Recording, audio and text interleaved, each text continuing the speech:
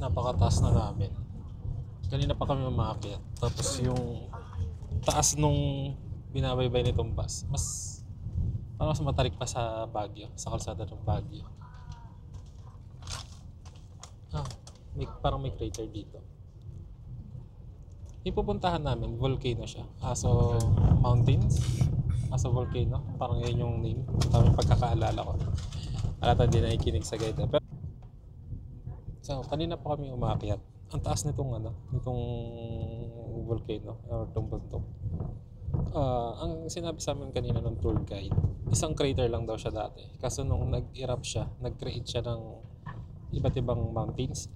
I think 5. Tama na, 5 different mountains. So yung pupuntahan namin yung first crater or yung first mountain.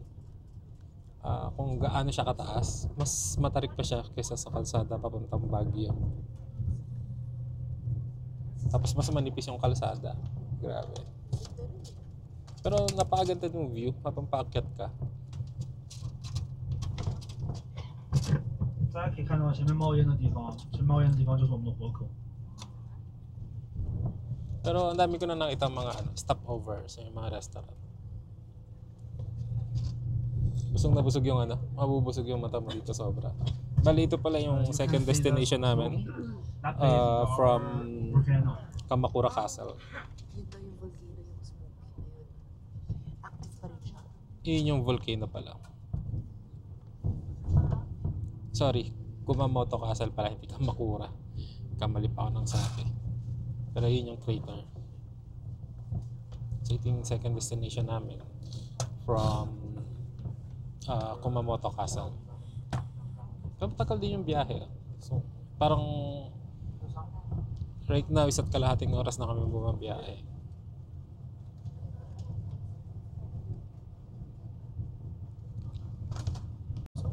So nandyan yung crater. Mukha lang siyang ulap na, yung nasa taas. Pero nasa taas ng crater. Pero ano siya, usok siya galing dun sa bulkan. So mabilis yung galaw. 我们右手边呢有一些建筑，大家可以看到那些建筑。 Grabe. Andito kami sa unang stop. Grabe yung hangin.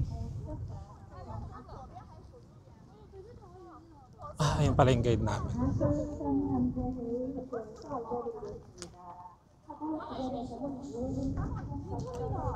At napakalamig din. Nasa 17 degrees. Mas wala akong dalang jacket.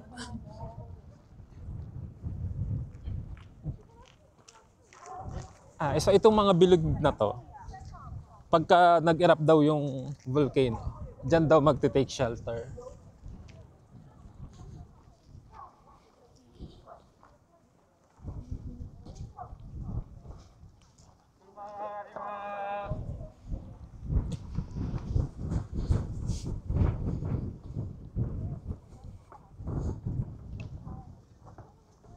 So, kung nakikita nyo yung iba, grabe na hangin yung mga suot nila. Sobrang lakas ng hangin.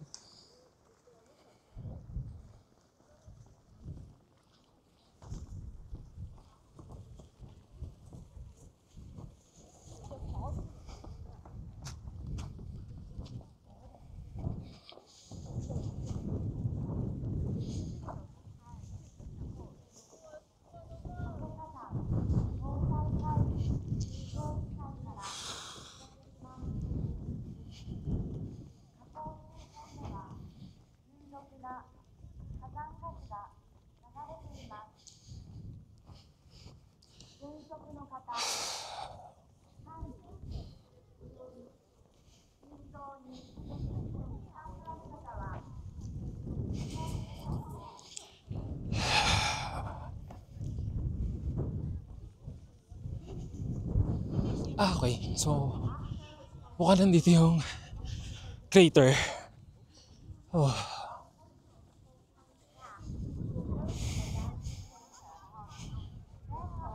Ay, oo nga.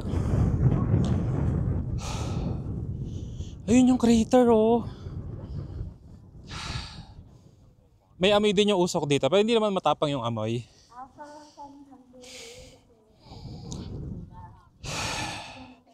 So ito daw yung isa sa pinaka-active na crater.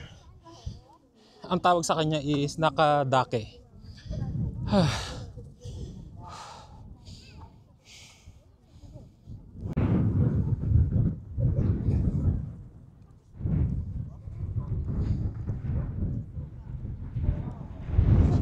Lamig.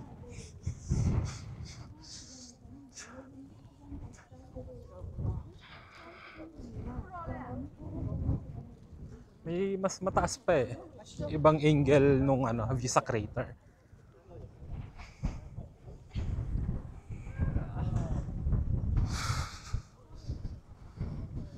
Ito.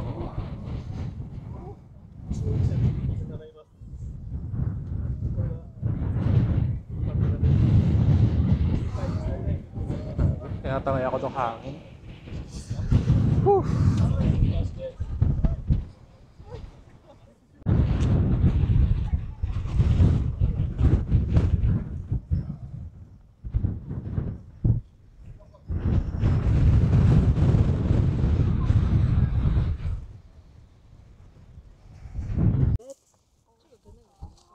Dito sa first crater, may nagtitinda rin.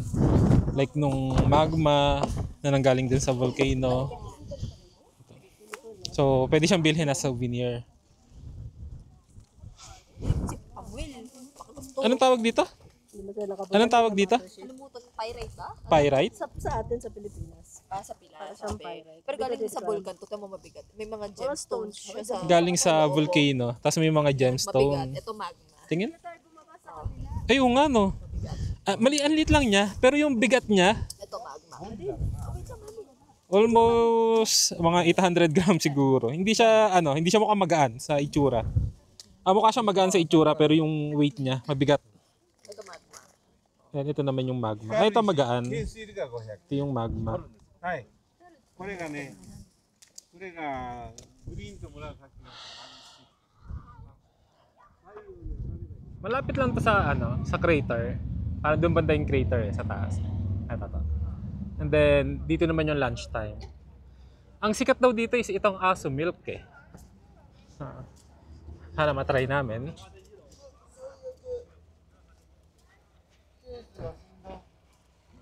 Mahala na mamaya. Tignan mo lang po siya. Yung sikat pala dito na food is horse meat, sashimi at saka yung isa? Red. Ay, Kumamoto red beef. Kumamoto premium black beef. Black beef at saka red beef, di ba? Meron ding red beef. So yung pinagkaiba nun sa Wagyu sa Tokyo or sa ibang part ng Japan, mas konti yung fats niya. So hindi siya ganun ka-oily. Hindi mo siguro sa hindi ganun, pero less oily compared dun sa mga maraming fats na Wagyu. So ito yung horse meat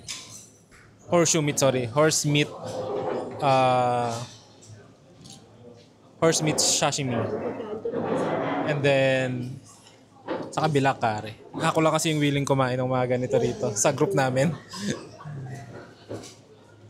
Sa akin, pumunta ko ng alam dito. Nanawala ko sa banda.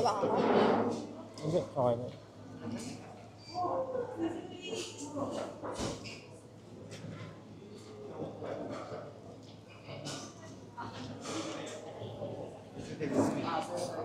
Tikman ko lang, tapos explain ko lang yung lasa. Ay, mati ko. May embrace ko dito. Alam mo, makinig ka sa hotel. Breakfast na lang kare, pero walang Ito meal siya. sa bawla.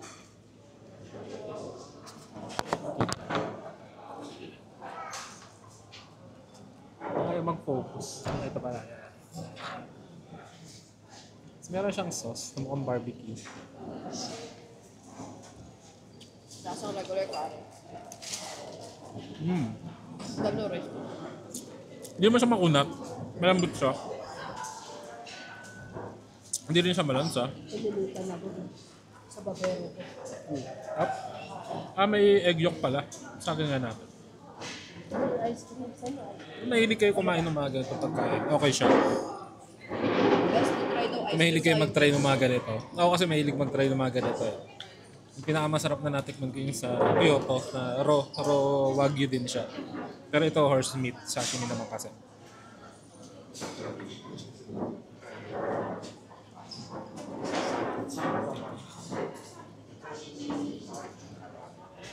Tatry namin yung ice cream. Nakakatakam. Tapos souvenir shop din siya. Mga kape and milk. Yung isang scoop madami na. Single scoop lang kami. Isang walnut caramel tapos isang milk. Walnut caramel. Masarap.